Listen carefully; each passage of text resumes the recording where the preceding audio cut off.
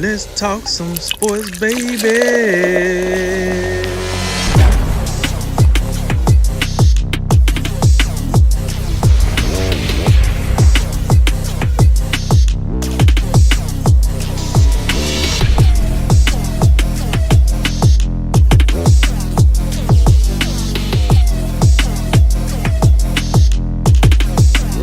And remember, make tomorrow better than today and make today better than yesterday.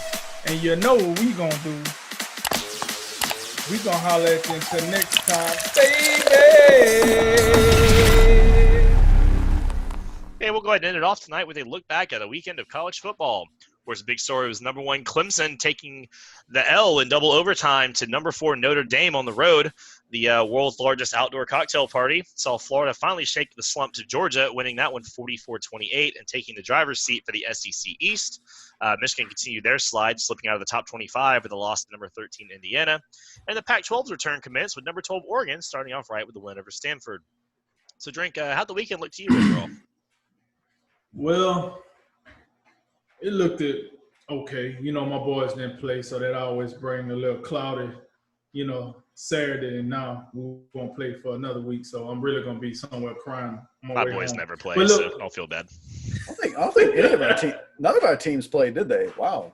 Oh, yeah. Cool. Yeah. Mine. Oh, anyway. Oh, did Florida State play? I don't think our team. They were on a field Saturday, if that's what you're asking. That's the They did extent play. of it. Did Pitt wipe them out? Maybe. We've already. My God, I literally didn't plan on going to Florida State. That's totally unplanned. I apologize. Go ahead, Drink. So, I guess I'll start with Friday's action, right? I seen that the U was back to beating NC State by a field goal. So whatever that's worth.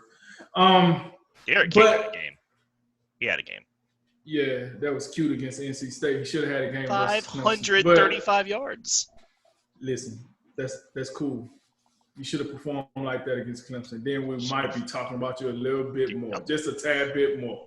NC State, that ain't going to get you on the front page of any sports news unless you're in Miami. But another team I did see on Friday night that I thought was impressive was BYU. Listen, this goes back to the conversation that we was having about, a mid-major Group of 5 team getting into the playoffs. Let me tell you something. If you want to get into the playoffs as a Group of 5 team, this is how you do it. Listen, I'm not saying Boise State was some barn burner, but Boise State wasn't like a welcome mat either. And by the time BYU got done with them, we probably won't hear from Boise State again this year. BYU, let me tell you something. That kid, that quarterback, that Wilson, hey, let me tell you, he is making some money for himself in the draft, and the BYU is making money for themselves as far as the CFB go. So I would definitely want to give them a shout out. Let's move on down to the Big Ten. Mr. Young Cactus himself, Jim Harbaugh. Hey, if you listen to Jim, I think your time might be coming up short at Michigan. Also, he might want to think about, taking some time off. Go ahead, do what you got to do. Take some time off, reassess the situation, and then you might maybe go back to the NFL or whatever you want to do. This Michigan thing ain't working out for him. It ain't a way you can slice it to make me think.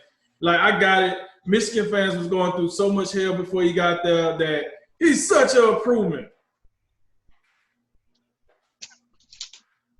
Nah, I'm sorry. Getting waxed by Indiana, losing to Michigan State. They also got themselves waxed by Iowa. What are we doing here? That ain't it. Pac-12 came back in action. Jay's favorite conference. They came back in action today over the weekend. It was action-packed. Oh, look at this, Arizona State. Listen, I know we like to poke fun at Arizona State, but I'll tell you, Arizona State, they seem to be legitimate. They lost to USC, but I like the trajectory of Arizona State. I think Herm Edwards is doing a fantastic job down there. He really turned that franchise around because I was never talking about Arizona State before he got there. Never, and I mean never talking about Arizona State. Now I find myself more and more caught up with what they're doing, even though I think this is still Oregon leads to lose. But Arizona State, I give them kudos. We was talking about the Big 12, Oklahoma State. Might be the representation for that conference, or should have been the representation. Beating Kansas State by 2, that ain't going to get it. No, that ain't it. Then Iowa State was the team that we brought up, beating Baylor by 7 points. Nah, that ain't going to get it either. So you got Iowa State. Not Iowa State. You got Ohio State, and they warm up against Rutgers, that powerhouse Rutgers over there.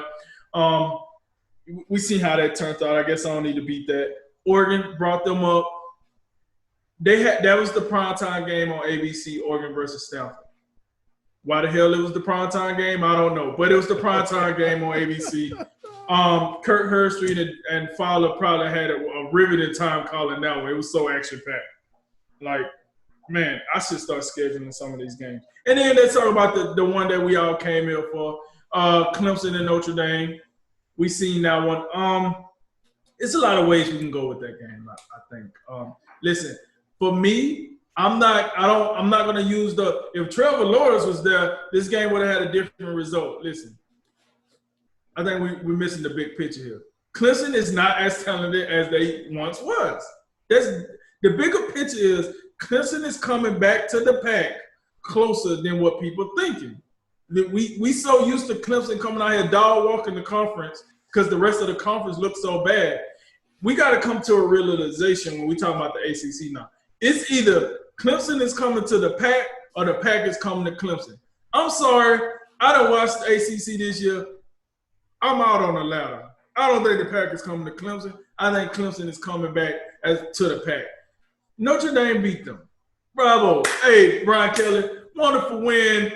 You know, being the number 1 team in the country, you won't do it again. You won't do it twice. Because I think by the time you meet them again, that defense will play better. I blame this loss on the defense. I was not overly impressed with the way the defense handled this game. I thought the offense played well, even though that was more of a one-trick pony. If it ain't Travis Etienne really making it cook, you know what I'm saying? Their offense is not as explosive as it once was, but it still can get the job done, if that makes sense. But they just can't. When T. Higgins and Justin Ross and Trevor Lawrence and Ray McLeod and Travis Etienne, like, they used to be like, boom, boom, boom, boom. They didn't slow it down. We got some mileage on this car. We can't drive it like we once did off the lot. We got to slow it down a little bit, you know what I'm saying, or a little expensive out here. You got the defense that used to have one of the most dominant defensive lines ever in college football. It's not as dominant no more. They still got stars. I like Brazil. I like Murphy. I like some of the guys they got up there. But, you know what I'm saying, they ain't no Wilkinson and they ain't no Lawrence and they ain't, those guys. But they serviceable. Like, that defensive line going to beat most teams. I just think, listen, we have to look at this and say, listen, Clemson is not as good as they once was. But they're not, top level either. They still can play this game at a high level. But we see chinks in the armor, and that's where Notre Dame come in. Listen, first of all, you know me. I think Notre Dame, I told you what I thought of Notre Dame. They're out here catfishing people. You know what it is. It's been one of the most overhyped teams behind Florida State in years. But the thing is this, like, Book, he was okay. But, like, the run game was, like, I thought everything that Notre Dame did offensively was just okay. It was okay to win. I thought their defense stepped up in a big way to make the game winnable. But I just wanted to make it clear that I don't think Clemson would have just won just because Trevor Lawrence was playing. I think they would have had to play better defense, and Trevor Lawrence would have had to been playing. Then maybe you got a different result. That's just my 2 cents on it. But congratulations to Notre Dame. You finally won a game that you wasn't supposed to win. You know what I'm saying? I'm happy for you. If you make the playoffs, I hope we get you. We're going to run right through you. That's what it is. So, holla at your boy. Over to you, Jay. Let's start off with the absolute big picture of the TV networks in what was Pac-12 Appreciation Week. That's what it was. I mean, you talk. Drink brings up what was it? ABC, Chris Fowler, Kirk Herbstreit having the distinguished pleasure of calling Oregon and Stanford. So that was cool. Also Fox's Big Noon. They did something with Arizona State and Southern California. So I don't know what that was. I don't know. Everybody gets a trophy and you get you finally decided to play. Come on, we put you on prime time and noon time. It was a 9 a.m. kickoff for them. It was. It's 9 a.m. Yeah, that's a tough ask. I mean, you can't even get up by 9 o'clock on most days. So, oh, man. You look at that. But back to I could care less about the Pac-12. I can't hide it. But yeah, I think Drink broke down Clemson, Notre Dame pretty good. In the big picture, though, to me, just looking at, it's all about to me what does this mean for the committee? Is the committee going to hold? How much is this loss by Clemson going to affect the committee? Because I'm looking at right now, to me, as of right now, I see 2 locks to the playoffs, and obviously it could change. Bama or Ohio State could obviously slip up, but those are my 2 locks right now. Other than that, I mean, it's pretty wide open. I ain't a believer in the Pac-12. I think the Big 12 has already played itself out unless Oklahoma State could win out and maybe get in, but I don't see it. I ain't seen enough from them. And then, we already know about Clemson. They already took 1 loss. I guess you could say Notre Dame is, maybe you could call them, they're in the driver's seat in the ACC. I mean, but who's to say, that's going to last? So there's a lot of questions up in the air right now. But I mean, really, let's just say Clemson runs the table. Will that be enough?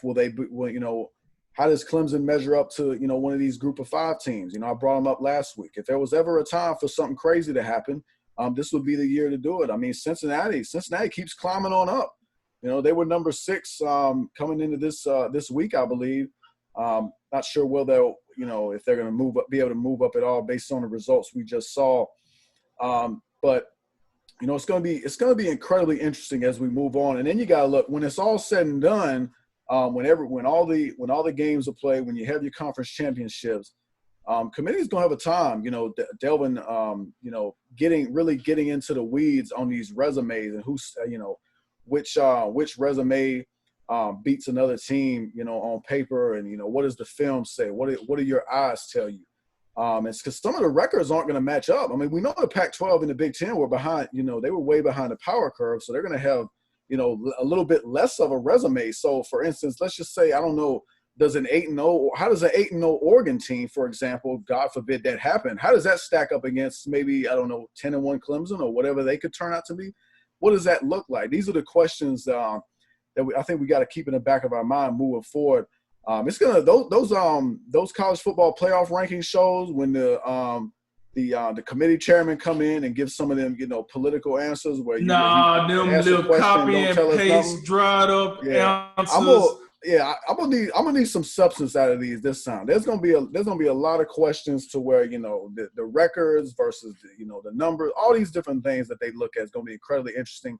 But to Georgia, Florida.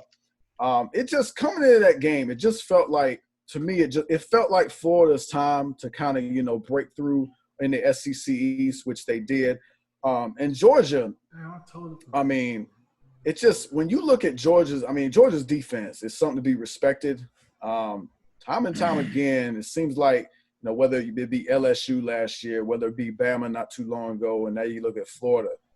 They just having trouble with some of these elite defenses. Maybe part of it is their offense just is a little – you just get the feel they're a little bit undermanned or they're at least under quarterback. I mean, I ain't never heard, you talk about Gary Danielson, what he was talking about, just saying so many nice things about Stetson Bennett. Oh, yeah, he's really trying. And then you look at the little stat line pops up. And he's like 4 for 12. Well, Gary, I don't care. I don't care how much he's trying. I mean, these results are just not cutting it. So I think at some point you got to look at Georgia, put them under a microscope a little bit. I know they got hurt by I think Jamie Newman. He came over from Wake Forest. Ended up opting out. So maybe that's having an effect. You'd love to see this kid JT Daniels. I guess he's not ready to play as of yet. But I think you may want to. At some point you'd like to have a little bit better quarterback play. They don't have it right now. But keep an eye on Kirby Smart down there. You know, we talked about it recently. I don't think you move in a different direction, but at some point you have to break through. And what we've been able to say for Kirby Smart in Georgia since he's been there is they've been really they pretty much been running their side of the conference. The problem is they're having trouble breaking through against typically Alabama and last year LSU. But now if you start struggling against your own division, now I think it could get a little more interesting. And that leads me to my last point, which is Michigan. I think Michigan's getting on my nerves. I got to be honest. You look at a really nice opening win against Minnesota. Then you just a mystifying performance against Michigan State, and not in a good way. And then next thing, here comes Indiana. Indiana's 13, and Indiana looked pretty good. But I mean, this is Michigan. This is Michigan, and now you're looking at the Michigan Wolverines. You're looking at Jim Harbaugh, and it's the same thing. You know, you can struggle against Ohio State from time to time, but now you chronicling some of these struggles against Michigan State. I mean, they can't even beat them half the time. So that's incredibly alarming. The defense, I mean, I'm looking at Don Brown now in that defense, and it just seems like one of those situations. They just don't have the personnel to run man-to-man coverage. Michigan State's receivers were giving them all types of trouble. This Indiana quarterback, you got him throwing for a career high in passing yards, and it just leaves you kind of wondering what's going on with the Michigan Wolverines. I mean, and that Michigan State loss, to really put that in perspective, in week 1, Michigan State lost to Rutgers, the same Rutgers team that, I mean, we're looking at them and like, why are y'all even in the Big Ten? Like, could y'all go back to whatever conference y'all used to be? You're not ready for this. And then Michigan State just got blown to shreds by Iowa. So that doesn't bode well for Michigan. It seems like a common topic we talk about every year, but Michigan, I think Michigan's got to get this thing. They got to right this ship in a hurry. Or I think this might be it for Jim Harbaugh, and it definitely looks like it could be it for Don Brown. Hold on. Before you jump on that. Yeah, go ahead. I totally just blanked out on Florida and Georgia. I don't know what I was thinking about. But not to hold it up too long, I would say this. Watching Florida and Georgia was the direct – so Nick, like a couple of weeks ago, he said this is an offensive league now. Good defense, you're going to throw it out the window. And to your point, Cody, you said this. That's exactly what that game in a nutshell was. Offense would beat good defense any day. And even though Kyle Pitts didn't even play the second half, it didn't even matter. Like, he got hurt and then he left the game, and Trash still just used the rest of the guys and tore them up. And I do still think that Georgia is a good defense. It's just, like you said, if you got to carry both sides of the ball at some point, you can only go so far. So in that game, basically, Kirby Smart, to Jay's point, Kirby Smart, if he was to lose his job here within the next year or two, all you have to do is go back and circle the fact that Justin Fields transferred from Georgia to Ohio State because Kirby was too stubborn to let him get on the field. This is the difference. When people ask me I don't understand how Alabama do it and Georgia don't do it. The difference is, look at how Nick Saban handled Tua and look at how Kirby Smart handled Justin Fields. That is the difference between success and failure of a college program. And I'm out. That's pretty spot on. Yeah, I think I got a good look at the Florida-Georgia game, and what really impressed me was Florida – their resilience, because that game started 14-0. I mean, in a drop of a hat. I mean, I think Zamir White took a 70-something yard touchdown to the house in the first play on just a little inside zone. And then the next, Florida goes 3 and out. Georgia scores lightning quick again. And it was like Florida looked like they had been shot out of cannon, 14-0, when it was like 12 and a half minutes still on the clock in the first quarter. Then here comes Kyle Trask. Here comes Kyle Pitts and the rest of the crew. And these guys just went out and they just went to work. Like, it was just, okay, well, 0-0, let's go play some ball, guys. And I think that over time that Georgia defense just couldn't really keep up. I know they were out a couple guys already going into the game. They had a guy get hurt in I think a dirt bike accident or something. A couple other guys were injured, and then they had 1 or 2 more injuries. You had the targeting call. There was a lot of injuries on both sides. It was kind of nasty. It was like 10 or 12 players went out at some point during the game.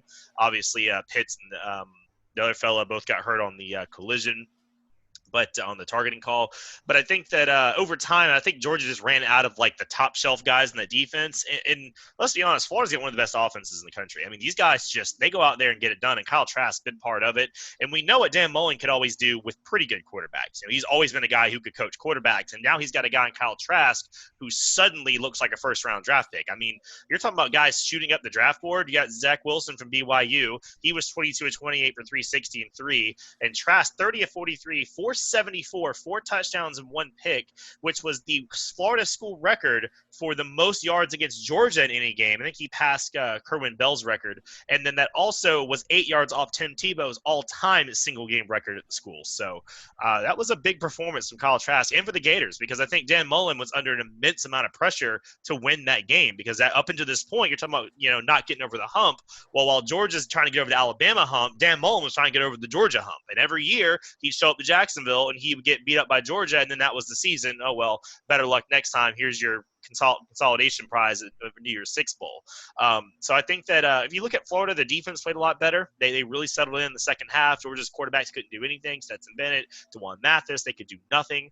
And if you're Florida, you got to feel really good about how the defense has looked the last 2 weeks. Since that break, they played well against Missouri. They played well against Georgia. Not two powerhouse offenses, but you got to think like, hey, maybe this defense isn't going to give up 600 yards every game we play. And maybe when we go play Alabama, we're going to have a good chance. But I would say Florida needs to be careful, because you do have a game against the best quarterback you're going to play the rest of the season, which is Felipe Franks. Arkansas have been a little bit of a surprise. You don't want to kind of get too high off this game and then go screw it up and lose to Arkansas or something and go right back where you were. That would be probably less good for the program. The rest of the rundown, I think a couple of things maybe y'all didn't mention. Liberty, 25 Liberty, Hugh Freeze. That man's getting a job soon. He took down Virginia Tech, and that is a 7-0 Liberty squad who's going to be in the top 20 next in this coming week, more than likely. I agree with Drink's point wholeheartedly on Clemson. I don't think Trevor Lawrence makes that a 3-touchdown game, but like Jay, you were saying, talking about the college football playoff going down the road. The ACC is in a top 2 teams no matter what division this year, so we will more than likely see Clemson and Notre Dame play again. And if Clemson avenges their loss to Notre Dame on a neutral field with Trevor Lawrence in a couple weeks, you kind of have to look at that as a wash. And I think that especially if you consider a double overtime loss on the road versus if you can go ahead and convincingly take care of them in the ACC championship, I think that Clemson still is in the driver's seat and controls their own destiny if you consider that the Pac-12 and the Big 12 aren't really going to be competing for those last 2 spots. And I think if Clemson avenges their only loss to a top 4 team, again, on the road, double overtime, I feel like they've still got to be a top team, right? I feel like that's kind of how it goes. But, hey, you screw around and lose the second game. Yeah, that's a good point to bring up. Like all that, I think all that is true, especially because we don't believe in those other 2 conferences. At least I know I don't. So yeah, if you, in that context, I think you're absolutely right. Clemson, assuming they bounce back from that, you get Trevor Lawrence back, and you can go on. You get back on the horse, and you go on this run. You could be in very good shape for that 3rd spot. But you can't lose 2. I mean, we've seen that throughout the history of the college football playoff. You can't lose 2. So now you really got to be buttoned up. You can't have a slip up. You can't have a letdown. I remember we've seen some trouble here recently. You go back to that Boston College game. You get you're getting beat pretty soundly in the first half. Of course, Lawrence wasn't there for that game either. But like we say, and I think Drink is picking up on it now too. This Clemson team, they're not as good as they were last year. I don't think they are. I think that's really playing out. What it's going to come down to isn't going to matter, because I really don't think, and based on now everybody's back in playing games, and you're seeing some of these early season ACC rankings. I mean, they were mirages. That's what they were. So it may not even matter at this point, but I think it does matter come playoff time, because I think Bama and Ohio State are clearly the best 2 teams out there. Are you telling me North Carolina wasn't actually a top 5 team and that win meant nothing to Florida State? Well, that's exactly what he's saying. Right, and I double that. I'm so hurt right now. No, don't forget, they lost to my boys too. They lost to Virginia. So yeah, I think that tells you all you need to know about North Carolina. Let me speaking of disappointments, let me sneak in one more thought here, real quick. The Big Ten, my God, Penn State and Minnesota, 2 will go along now with Michigan. I mean, Ohio State's got to just love this. I mean, everyone else just decided they weren't going to show up. But Maryland has both those teams in common. Maryland beat both of them with Tua's younger brother, which is Talia, I think is how you'd say it. Talia, yep, Talia, Talia. yeah. And this kid in these 2 games that he beat Penn State and Minnesota after a disastrous loss to Northwestern is thrown for over 600 yards and 6 touchdowns to 1 pick. So I guess it runs in the family over there. Yeah, built by Bama. Is who we were thinking Maryland could be a really bad team, and they've suddenly just beat 2 of the top Big Ten teams that we thought, and they get Ohio State next week, so that'll be kind of fun, maybe. They'll run out of gas. Probably.